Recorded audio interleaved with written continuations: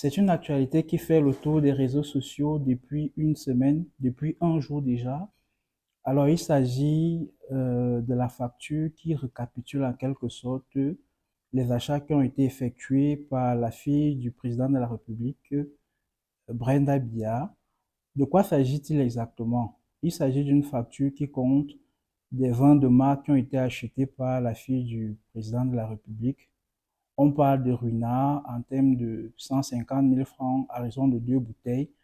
On parle ici du Chivas 18 ans d'âge, du Chivas 12 ans d'âge. Et puis, on parle également de Veuve de Coquillon pour un montant de 3 330 000 francs CFA. Et donc, le total des dépenses s'élève à 4 10 000 francs CFA, autant pour moi. Et cette actualité-là suscite beaucoup d'interrogations. Les lanceurs d'alerte, par exemple, estiment qu'il s'agit de l'argent du contribuable camerounais qui a été utilisé pour effectuer ces achats. Et donc, cette actualité nous amène effectivement à faire une analyse juridique de cette situation. Et face à cela, nous estimons qu'il est important que une enquête puisse être ouverte contre la personne de Brenda Biya pour qu'elle puisse s'expliquer au sujet de l'origine de ces fonds. Parce qu'ici, il y a des rumeurs autour d'une éventuelle question d'enrichissement illicite. Alors, à quoi servirait effectivement une enquête? L'enquête permettrait déjà d'avoir une idée des revenus de la fille du président de la République et d'établir une certaine corrélation entre ces revenus et le rythme de vie qu'elle mène actuellement. Et ça permettrait effectivement de dissiper un ensemble de soupçons. Il faut déjà dire que s'agissant des revenus, on va commencer par essayer de retracer un peu le parcours de Brenda Biya en termes de son passage notamment au sein de l'École nationale d'administration et de magistrature. Il faut dire qu'au courant de l'année 2017-2018, Brenda Biya a effectivement réussi, entre guillemets, le concours d'entrée au sein de l'École nationale d'administration et de magistrature, section Trésor, au niveau de la division B de la régie financière de cette institution. Nous disons entre guillemets parce que cette année-là, son entrée avait suscité beaucoup de polémiques. Le concours en lui-même avait suscité beaucoup de polémiques parce que après la décision de publication des résultats par le directeur général de l'époque, Linus Toussaint Minjana, il y avait eu ensuite la décision du ministre de la fonction publique de l'époque, Michel Ange Angwin, qui avait annulé ces résultats et donc ça avait suscité une certaine polémique. Bon, nous n'allons pas rentrer dans le fond de cet autre sujet. Donc, nous disons qu'après son séjour, son bref séjour au sein de l'ENAM, Brenda Biya s'est envolée pour les États-Unis, d'où elle était d'ailleurs revenue pour faire ce concours-là. Et donc, il y en a qui estiment que elle a eu à exercer la profession qu'elle a eu à étudier au sein de l'ENAM, à savoir le contrôle du trésor. Et donc, ses sources de revenus pourraient provenir de là.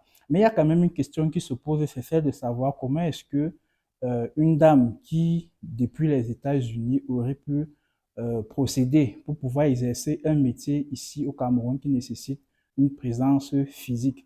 Donc, on se pose la question et c'est l'un des éléments auxquels l'enquête devra permettre de répondre. C'est en cela que l'enquête est importante. Le deuxième élément sur lequel l'enquête devra davantage se pencher, c'est notamment celui des autres activités éventuelles que Brenda Biya pourrait mener et qui pourraient justement expliquer ses sources de revenus. Bon, nous savons que depuis un certain temps, elle s'appelle entre guillemets King Nasty et qu'elle est chanteuse, rappeuse. Est-ce que c'est cette activité-là qui lui permet d'avoir de l'argent et de mener le train de vie actuel? Parce qu'il faut aussi rappeler que depuis environ une semaine qu'elle est au Cameroun, voire deux, elle est venue ici en jet privé avec des amis. Donc, voyager en jet privé, déjà, c'est pas donné. Donc, est-ce que c'est lié à cette activité-là?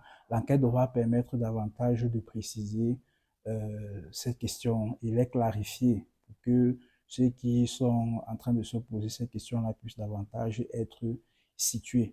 Maintenant, il faut convoquer les éléments du contexte. Il faut dire que c'est une situation qui intervient dans un contexte déjà marqué par les tensions de trésorerie au niveau du budget de l'État. Parce que lors de la dernière session parlementaire ordinaire qui a eu lieu à l'hémicycle de l'Assemblée nationale, le ministre des Finances, par exemple, a été interpellé sur la question de la hausse éventuelle des prix du carburant. Et donc, il a rassuré en disant que le carburant n'allait pas augmenter, mais que cela était aussi lié au cours du prix du baril au niveau international, pour dire que si les prix augmentent au niveau international, effectivement, il devra avoir des répercussions au niveau national.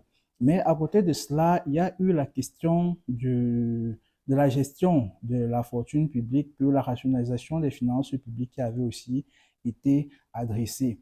S'agissant également des tensions de trésorerie, il faut dire que dans le cadre de la loi des finances actuelle pour l'exercice 2025, il y a un montant de 4 francs CFA qui a été imputé dans le cadre des transactions financières des mobile money. Ça procède de la politique de l'État qui vise à élargir l'assiette fiscale pour davantage faire face à ces tensions de trésorerie. Mais il faut ajouter à cela le fait que le panier de la ménagère, quand même, de plus en plus devient cher. Et du coup, la question de la gestion des finances publiques se pose davantage avec acuité. Et il faut dire que s'agissant toujours de la gestion des finances publiques, cette actualité vient d'un contexte où on est en attente de l'ouverture d'une enquête concernant l'affaire du Covid-Gate parce que 180 milliards jusqu'ici ont été dépensés selon la Chambre des comptes, pas de manière du tout orthodoxe. Et puis, près de la moitié du gouvernement actuel est impliqué dans cette affaire, mais on est toujours en attente d'une enquête. Et l'autre élément du contexte, c'est naturellement le discours du président de la République lors du 31 décembre dernier, au cours duquel il a indiqué qu'il allait annoncer davantage les poursuites judiciaires contre les prévaricateurs de la fortune publique pour davantage rassurer les investisseurs. Et donc, on s'attendrait que dans une logique de cohérence avec ce discours-là, qu'une instruction puisse être donnée au ministre de la Justice, qui est le bras séculier de l'État en matière de politique de gouvernement, notamment dans l'implémentation de cette politique de justice-là, et que lui, il puisse à son tour donner à ses collaborateurs du parquet, notamment le procureur général et le procureur de la République, de manière décroissante, des instructions pour qu'une enquête puisse être ouverte. Ça va aussi permettre de, si on puisse espérer, l'espoir fait vivre, de se dire que les Camerounais peuvent être égaux devant la loi, parce que si d'aventure ou bien par extraordinaire, on arrivait à se dire que bon, la fille du président de la République peut aussi répondre aux autorités judiciaires, peut-être ça va davantage rassurer ceux qui ont davantage des doutes par rapport à notre fonctionnement, au fonctionnement de notre justice. Bon, peut-être c'est également un vœu pieux. Toujours est-il que les prochains jours nous seront davantage fixés par rapport à cette actualité-là. Il n'est pas ici question de faire une chasse aux sorcières contre la fille du président de la République, non. Il est question ici de faire un rappel simplement de l'application d'un principe, celui selon lequel tous les Camerounais sont égaux devant la loi. Et puis, il faut dire que l'article 1er du Code pénal camerounais, la loi du 12 juillet 2016, précise que la loi pénale s'impose à tous. Et dans le cas d'espèce, si d'aventure il arrivait qu'une enquête puisse être menée, le procureur de la République peut se fonder sur les dispositions de l'article 184 alinéa 1A de ce même code pénal-là. Et il faut dire que le code de procédure pénale lui donne l'occasion aussi de s'auto-saisir au terme des dispositions de l'article 135 alinéa 1B, en fait, de la loi du 27 juillet 2005 portant code de procédure pénale. Donc, l'analyse juridique penche clairement pour l'ouverture d'une enquête par rapport à cela.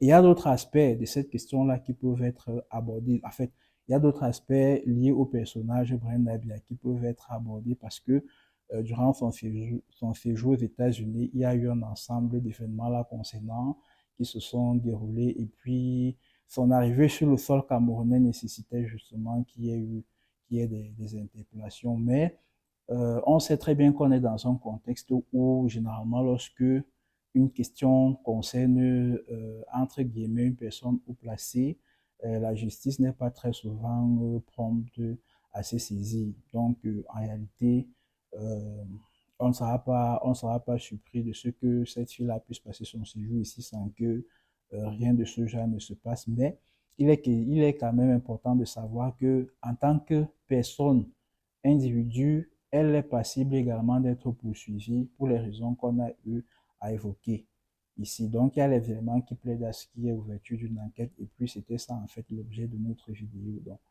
merci de nous avoir écoutés. Nous vous donnons rendez-vous pour les prochaines vidéos de cette nature.